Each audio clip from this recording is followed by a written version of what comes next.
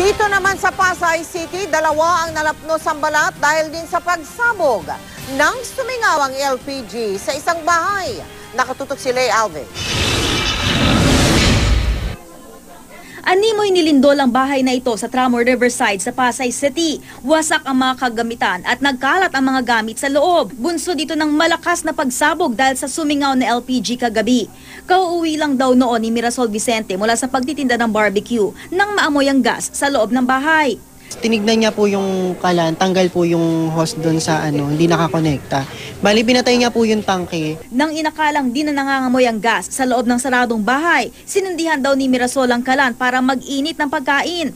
Sa lakas ng pagsabog, nawasak ang saradong pinto at tumilapon sa labas ng bahay sina Mirasol at ang kasamang si Excel Sordilla.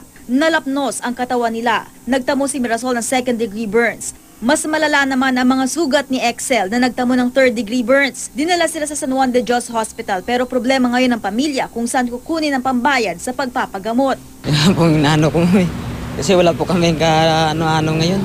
Payo ng Bureau of Fire Protection, kapag may naamoy na gas sa loob ng bahay, ang unang dapat gawin ay buksan ang pinto at mga bintana para makalabas ang gas at di maipon sa loob. Huwag din muna magbukas ng switch ng ilaw o anumang dekuryenteng gamit. Huwag magsindi kahit flashlight. Huwag din daw gumamit ng telepono. Huwag din magsindi ng apoy o sigarilyo. Isara kaagad ang tangke ng LPG. Kung ang mismong tangke naman ang may leak, ilabas ito sa open area. Palabasin ng mga tao sa bahay at tiyaking wala ng gas sa loob bago bumalik. Hanggat maaari, dapat daw nasa labas ng bahay ang tangke ng LPG para kahit may singaw ito, hindi maiipon ng fumes na posibleng sumabog kapag nagkaroon ng anumang spark. Tumawag sa emergency hotline 117 at humingi ng tulong sa mga bumbero para makatiyak.